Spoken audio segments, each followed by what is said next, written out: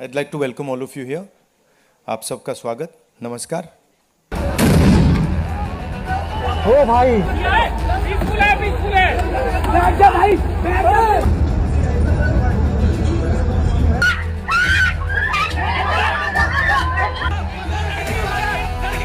वो बेहोश पेशेंट के ऊपर चढ़ के गए, उन्हें डंडा मारा मेरी आंखों के सामने। और आप हम डॉक्टर्स हैं, हम शांति से हेल्प करने आए थे, हम नारे भी नहीं लगा रहे थे। उन्होंने बोला तुम्हें बुलाया किसने, डंडे मारे उन्होंने हमें। बंदूक से फायर किया गया और इसके शरीर में जो आपको दिख रहे हैं ये बंदूक के छर्रे हैं।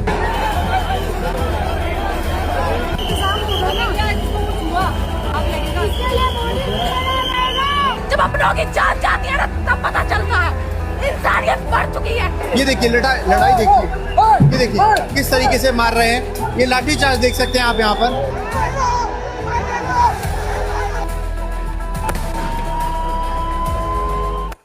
Question is, why is this happening to our students? What exactly have our students done? Thousands and thousands of students, what have they done to have security forces aiming weapons at them, to be beaten up, to be thrashed, to be humiliated? What have they done? What have they done wrong? They are protesting peacefully. They are asking for their demands. They are asking for what this country owes them. They are not doing a crime. They are simply asking that, listen, as students in this country, we deserve an education system that works. We deserve an education system that is fair, and we don't have it. Children have committed suicide. Our students go through unlimited stress. And then at the last minute, they are told that the paper has leaked. So there is a legitimate problem. And it is now a very deep problem in this country. So, the thing that is very clear to everybody is that our education system, which was known to be one of the best education systems in the world, is today a rigged system. I don't say this lightly. Thousands of students who are running around outside are not saying this lightly. What is the proof? It's a superficial proof because we don't actually know the exact number. But what we do know is that 152 paper leaks have taken place over the last decade. If you do the math,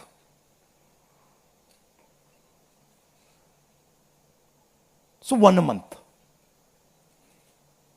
One a month, approximately. Every month, lakhs of students are told that all the stress that you went through, you're going to have to go through again. And after that, they're told, we really don't care. We don't care if there's a re-exam. We don't care how much you have to wait. We don't give a damn.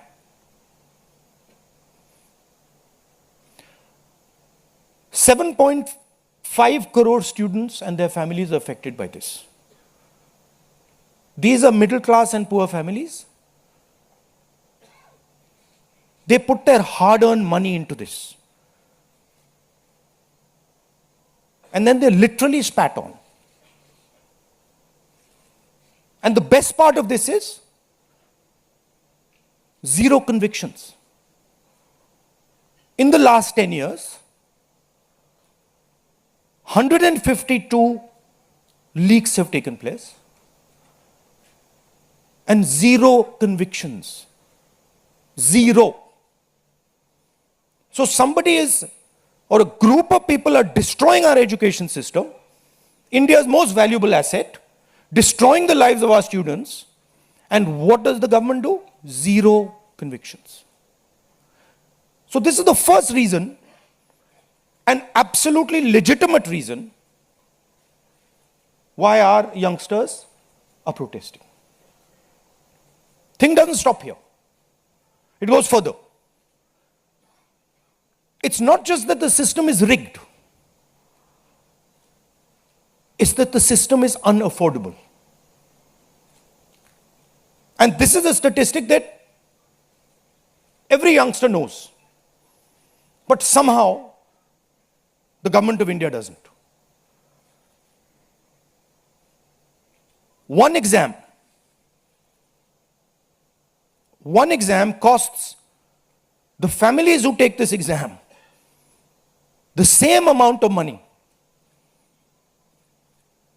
as our entire education budget.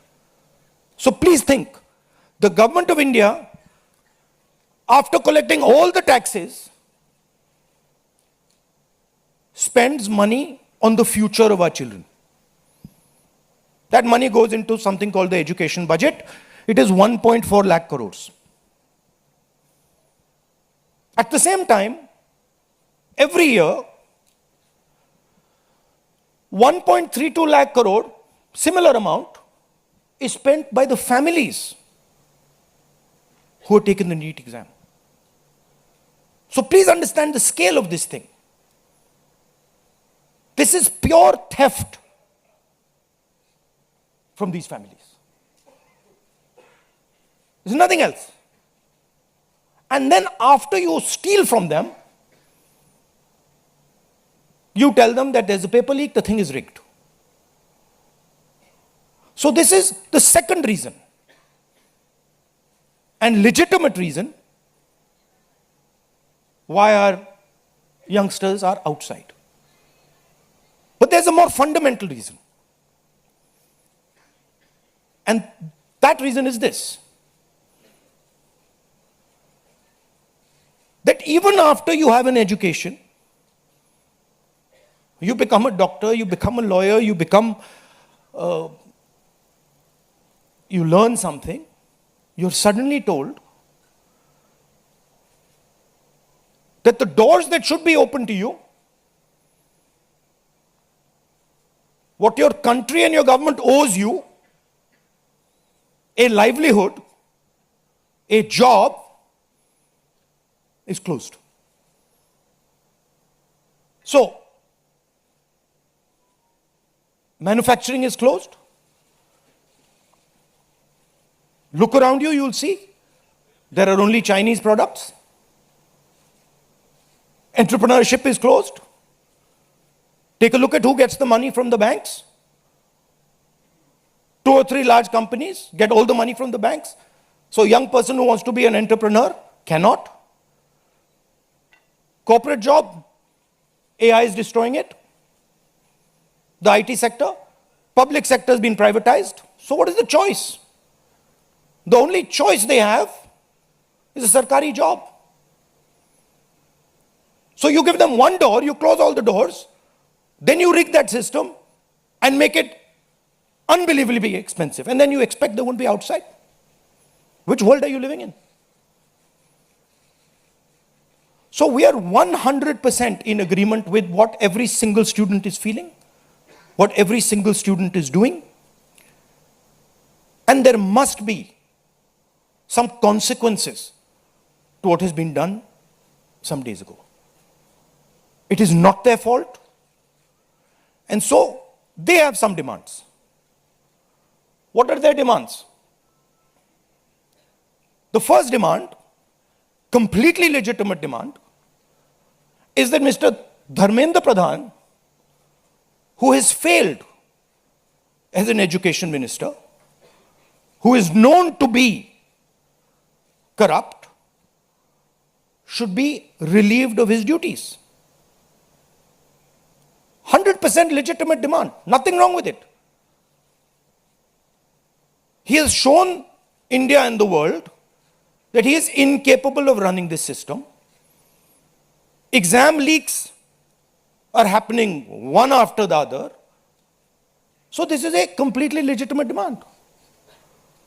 Second demand, every single person who raised a finger on our students, and it doesn't matter who he is, the people who ordered it and the people who executed it should be made accountable. And the third thing is that the man who is running this entire system, the man who is finally accountable to all this, should have the decency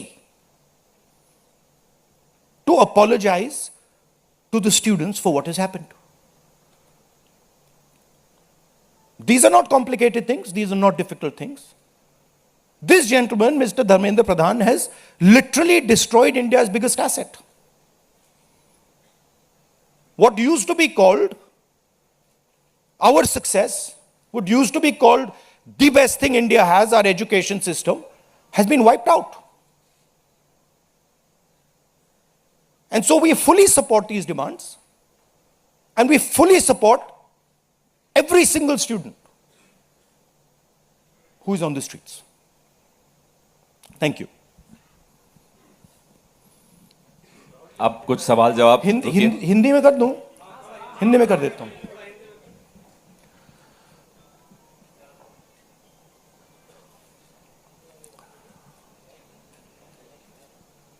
कुछ दिनों से देश के students agitation कर रहे हैं, गुस्से में हैं, पीसफुल प्रोटेस्ट कर रहे हैं. इसके कारण है, पहला कारण, जो हमारा एजुकेशन सिस्टम है, जो पूरी दुनिया में मशहूर हुआ करता था as a great education system, वो अब रिग्ड एजुकेशन सिस्टम है. कितना रिग्ड है वो किसी को नहीं मालूम. सुपरफिशियली दिख रहा है कि 152 पेपर लीक हुए हैं पिछले 10 साल में. सच्चाई नहीं मालूम, क्योंकि ये 300 भी हो सकता है, क्योंकि बहुत सारी बार पेपर लीक हो गया, किसी को पता भी नहीं लगा होगा, वो भी हो सकता है. बट जो हमें मालूम है 152 पेपर लीक हुए हैं. स्टूडेंट तैयारी करते हैं, मेहनत करते हैं 8-8, 10-10 घंटे, 3, 4, 5 साल के लिए, और फिर लास्ट मिनट उन्हें बताया जाता है, देखिए जिनके पास पैसा है, 40 लाख रुपए जिनके पास हैं, 50 लाख रुपए जिनके पास हैं, वो पेपर खरीद सकते हैं. आपकी ईमानदारी का, आपकी मेहनत का कोई मतलब नहीं है. उनको 152 बार पिछले 10 साल में भी यह बताया गया है.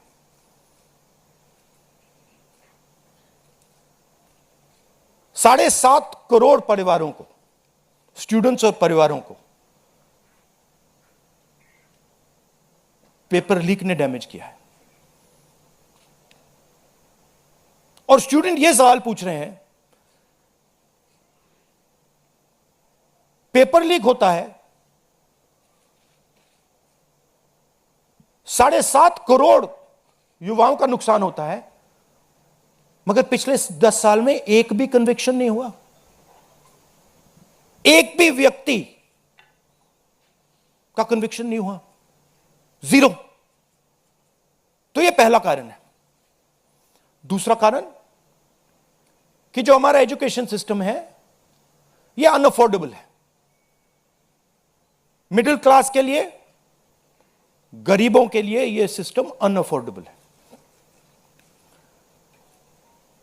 जितना पैसा हिंदुस्तान की सरकार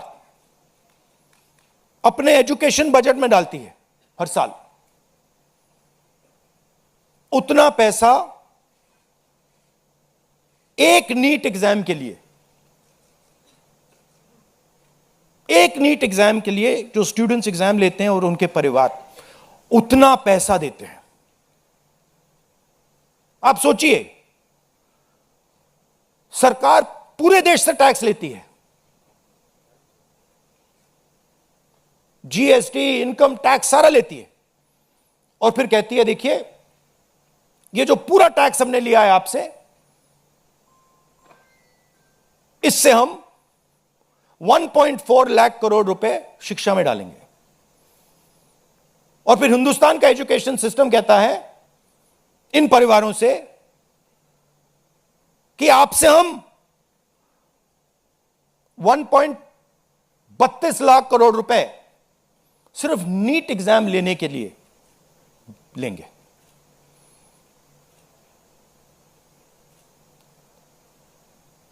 This is an insult to every single student in this country. This is an insult to every single family in this country. और ये कौन लोग हैं? ये मिडिल क्लास गरीब लोग हैं। ये अमीर लोगों का प्रॉब्लम नहीं है।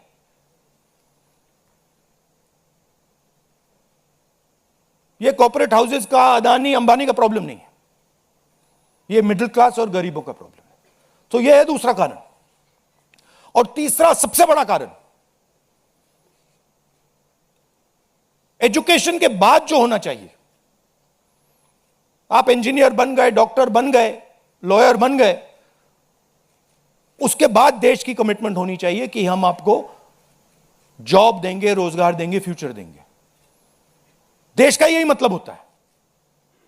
देश का मतलब होता है कि हम आपको फ्यूचर देंगे, हम आपको एजुकेशन देंगे, हम आपको हेल्थ केयर देंगे। यह फाउंडेशन होता है देश का। और यह देश कहता है कि नहीं, हम आपसे पैसा चोरी करेंगे, हम एजुकेशन सिस्टम को रिग करेंगे, और फिर उसके बाद सारे के सारे दरवाजे हम बंद कर देंगे। एक ही दरवाजा आपके लिए खुला होगा, सरकारी नौकरी, वो भी रिग्ड है। उसमें भी जिसकी जान पहचान है वो घुसेगा, जिसके पास 40 लाख रुपए है वो घुसेगा।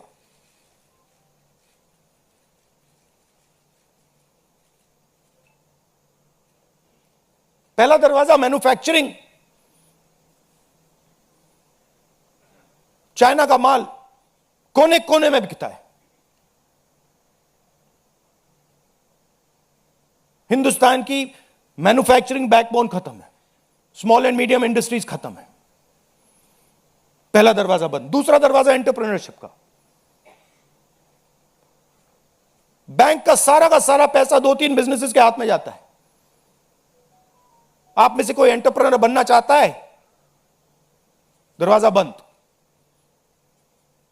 टीवी पे एड्स आएंगे, एंटरप्रेन्योर बनो। एंटरप्रेन्योर बनने के लिए लोन की जरूरत होती है, पैसे की जरूरत होती है, वो नहीं मिलेगा। दूसरा दरवाजा बंद। तीसरा दरवाजा कॉर्पोरेट जॉब, आईटी जॉब, जो हिंदुस्तान की सक्सेस रही है, उसको एआई ने खत्म कर दिया है, खत्म कर रहा है। पब्लिक सेक्टर बंद, पूरा प्राइवेटाइज कर दो, खत्म कर दो। तो एक ही रास्ता है, वो सरकार वाला, गवर्नमेंट एग्जाम। और फिर उसमें कहते हैं सबसे पहले पूरी अपनी आमदनी दो,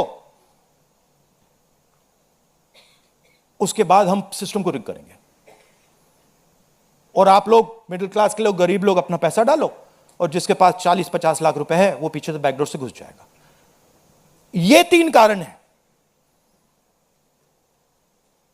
कि दिल्ली के स्टूडेंट्स, हिंदुस्तान के स्टूडेंट्स गुस्से में है, बाहर है। इनको क्या कमिटमेंट चाहिए? ये कोई ज्यादा नहीं मांग रहे।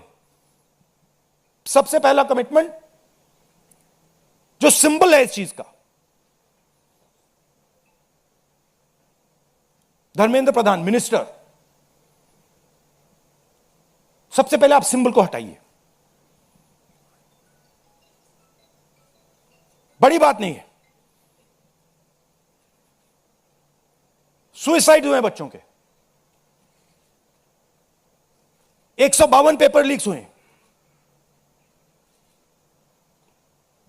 स्टूडेंट्स की पहली मांग यह है, इनको हटाइए। दूसरी मांग, जिन्होंने स्टूडेंट्स पर आक्रमण किया है, जो आपने अभी वीडियो देखा,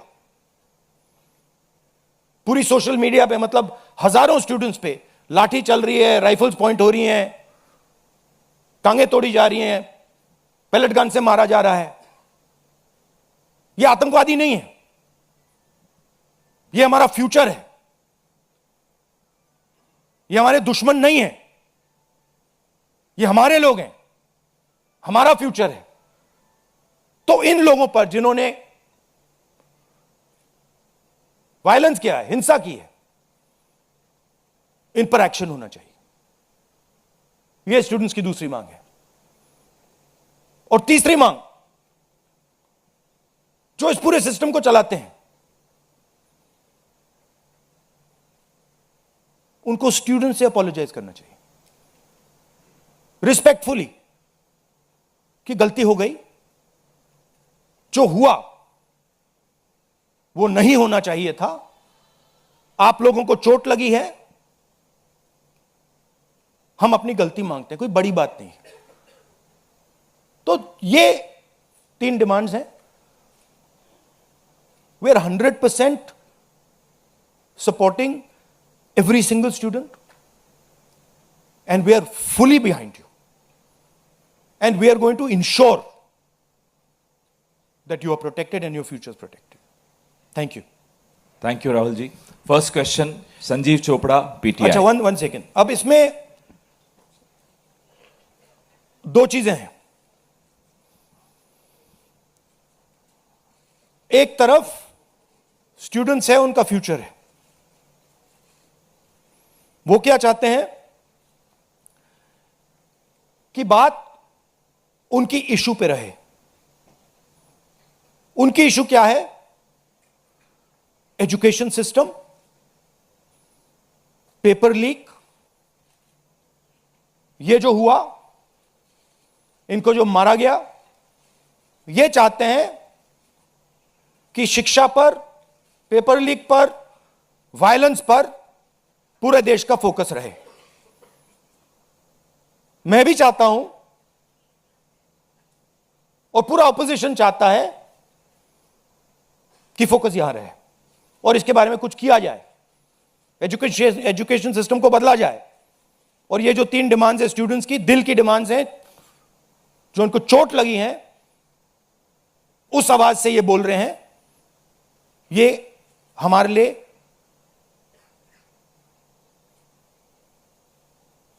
बहुत जरूरी चीज है। और दूसरी तरफ क्या है? डिस्ट्रैक्शन, कि ध्यान इधर उधर करो, कभी ध्यान उधर ले जाओ, कभी इधर ले जाओ, कभी आगे ले जाओ। 2 फोर्सेस हैं, एक फोर्स डिस्ट्रैक्ट कर रही है और दूसरी फोर्स फोकस करने की कोशिश कर रही है। Thank you. जीव चोपड़ा जी, माइक तो भाई। Rahul ji, we've all seen what has happened with the students on Monday. We've also seen what has happened yesterday with the protesting MPs right outside the Prime Minister's residence. You know, the manner in which the leader of opposition was roughed up, manhandled and beaten up and removed from the protest site. What would you say on that? But the government has accused you of crossing the line and not behaving in a manner befitting the leader of opposition. This What to would me, you say? this how I was treated is an irrelevant issue to me. I don't care. Treat me 5 times worse, I don't care. The focus has to be on this. The focus has to be on what was done to the students.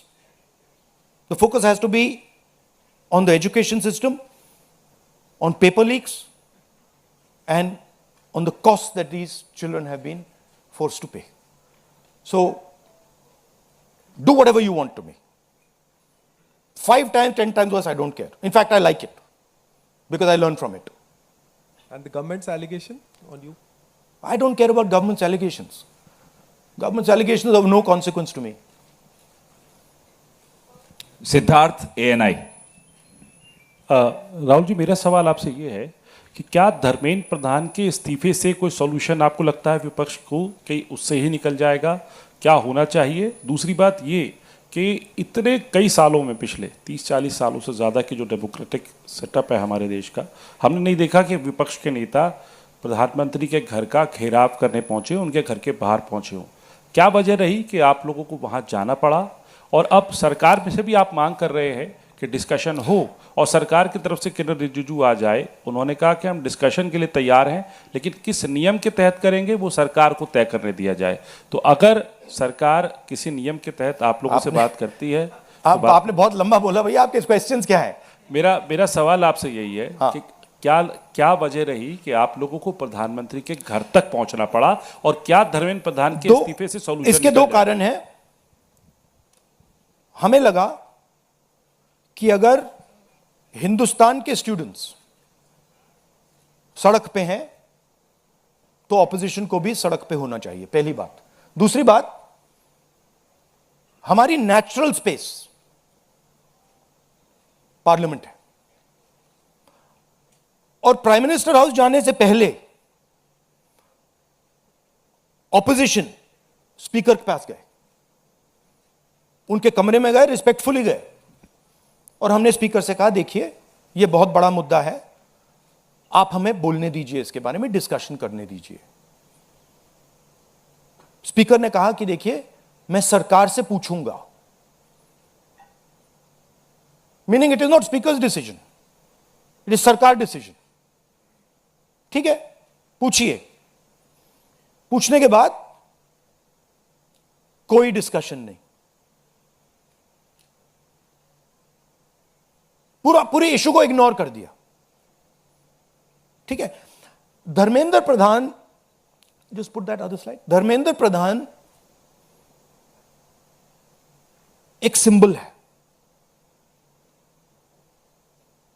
Dharmendra Pradhan is a symbol,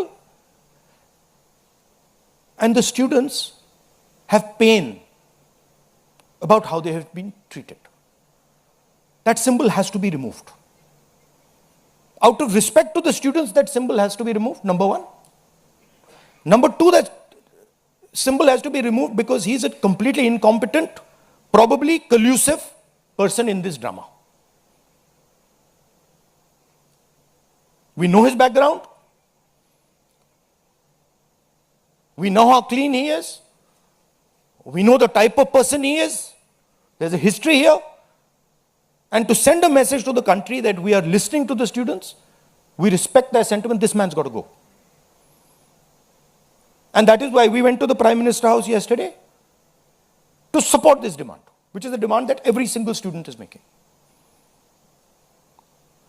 How the discussion is going to be held, who is going to hold it, it's not only the government's decision. Because two people need to talk. That's going to be decided by the opposition. At least our part of it. The government wants to distract from this. The government wants to rub this thing under the carpet. कि भाई ये हुआ ही नहीं.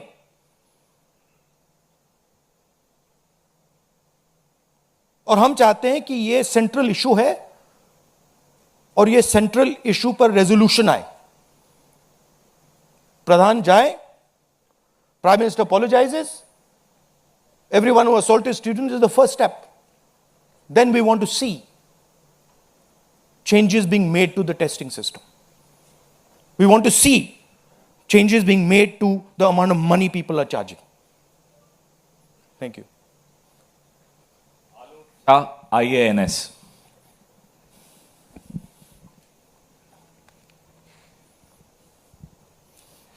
Sir मेरे दो सवाल हैं। पहला सवाल ये कि जितेंद्र सिंह जब आपसे मिलने आए थे, जब आप प्राइम मिनिस्टर के घर के आगे धरना दे रहे थे, तो उसके बाद उन्होंने कहा कि राहुल गांधी अपने बात पे अडिग नहीं है, बार बार वो चेंज कर रहे हैं, गोल पोस्ट चेंज कर रहे हैं। दूसरा सवाल ये है कि आपने कहा कि सभी अपोजिशन पार्टीज़ जो हैं वो इस मामले में एक हैं, लेकिन एक अपोजिशन पार्टी है आम आदमी पार्टी, जिसके सांसद संजय सिंह हैं, उन्होंने ये कहा कि राहुल गांधी छात्रों के आंदोलन को डाइवर्ट कर रहे हैं, हाईजैक करने की कोशिश कर रहे हैं। इस पर क्या कहेंगे? देखिए, हम पूरा सपोर्ट कर रहे हैं छात्रों के आंदोलन को, ठीक है? मेरे मुंह से खून निकल रहा था कल। हम पूरा सपोर्ट कर रहे हैं, पहली बात। आपका पहला क्वेश्चन क्या था? Jitendra Singh is irrelevant in this discussion. I mean, he's an irrelevant fellow who doesn't. He can say whatever he wants.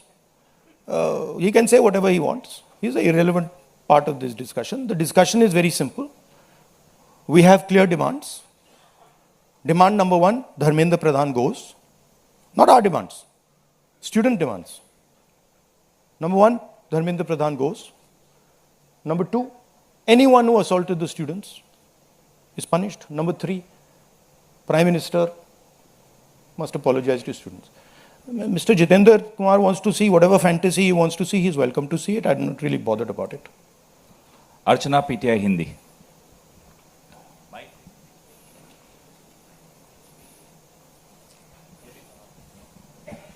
Sir, कल जिस तरह से प्रोटेस्ट पे हमने देखा, आपको पंच भी किया गया, आपको मारा भी गया। What was your experience? क्या हुआ था exactly? It was fine. I'm used to getting punched and all. It's not a problem. It's not a problem. It was fine.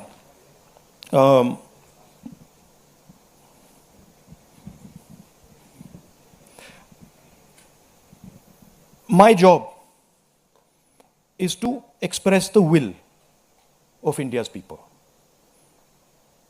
Whether it is the will of the students, whether it is the will of young people, whether it is the will of the farmers, this is the job that I'm supposed to do as leader of opposition.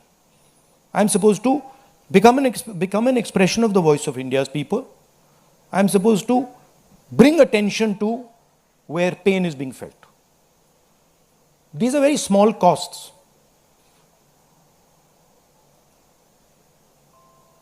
These are not big costs. It's a huge honor for me to do this, to be able to stand with the wishes of my people.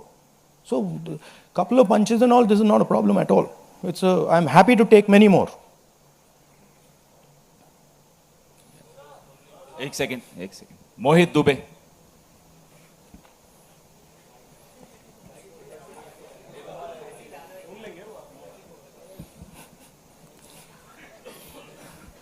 Rahul ji, मैं मोहित दुबे हूँ ABP news से।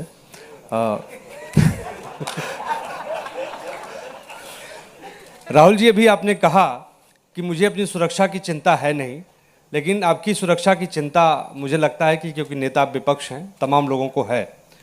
जिस तरीके से कल आपके साथ सलूक किया गया, मुझे लगता है कि आज़ाद भारत के बाद किसी नेता प्रतिपक्ष के साथ ऐसा सलूक नहीं किया गया।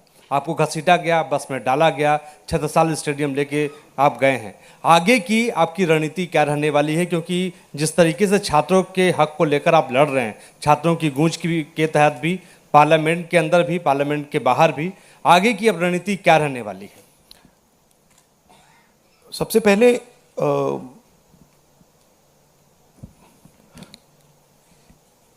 सही है कि पुलिस वाले थोड़ा मतलब मुझे घसीट के ले गए, बट कान में कह रहे थे कि इस सरकार को हटाइए। एक्चुअली मैं राजस्थान का हूं, इनको हटाइए। हम सिर्फ वर्दी पहने हैं। दूसरा कह रहा है मैं हरियाणा का हूं, इनको हटाइए। तो that sentiment is there and सच्चाई एवरीबॉडी नोस। ओके, उन बेचारों को मतलब ऑर्डर एक्सेप्ट करना पड़ता है, तो वो कर रहे हैं। But even police is not happy about what has happened. Sensible police people feel that this is a crime that is been done to the future of our country. This is a crime that is being done to the people we love. They can see their children in this. तो पहली बात वो है। दूसरी बात देखिए, यहां तो बड़ा क्लियर है, this is the demand of the students, we fully support it, and whatever andolan is taking place on this front in Delhi, in any state, anywhere that has to do with these issues, has to do with student issues, Congress party 100% me 100%, and the opposition as a whole 100% is supporting this. We are going to continue supporting it. The deeper problem is the government. There is a fundamental issue on jobs that is causing tremendous pain, and I've already said that we are heading into a storm. This is just signs that the storm is coming. But when the Iran war impact is felt, then you will see that there will be serious problems coming as a result of the pain that is being caused to farmers, to students, to other people. Anyway, I'd like to thank all of you. Arun Kumar Singh, ये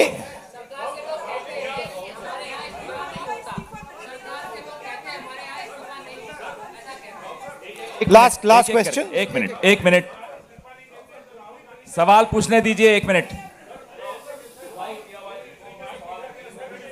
मैं पूछूं? राहुल जी, एक छोटा सा सवाल है। पिछले 10-12 सालों में ये छोटा सवाल और बड़ा सवाल में क्या फर्क होता है? वो छोटा सा हो जाएगा ना। अच्छा, आपको दोहराना नहीं पड़ेगा। जितनी तेजी से आप वहां पहुंचे, पीछे पीछे मिनिस्टर भी पहुंच गए, बहुत तेजी से पहुंचे। आपको क्या लग रहा है, पहले तो कभी ऐसा हुआ नहीं था, what compelled him to reach out to you first? And second thing, ये जो तीनों डिमांड्स हैं, is it totally non negotiable? क्या इससे कम कुछ पर आप तैयार नहीं हैं और संसद नहीं चलेगी? नहीं, see, this is a decision for the meeting tomorrow morning. There's a meeting of opposition people. It is disrespectful for me to decide for them. What they will decide, we will agree with. But this is non-negotiable for sure. These 3 points, this is not our demand. This is the students' demand, which we are fully backing. This is not negotiable under any circumstances. Whether House will run tomorrow, that is up to the entire opposition, which will be a discussion. And the first question, what compels government to reach out to you so immediately? Because in every government, there comes a time when psychologically they collapse. The leadership collapses. So that has happened. The government is actually in panic. This reaction that they have done with the students, this is a panic reaction, right? What they were doing yesterday with us is a panic reaction. That's a different issue. We have to resolve this issue. Thank you very much.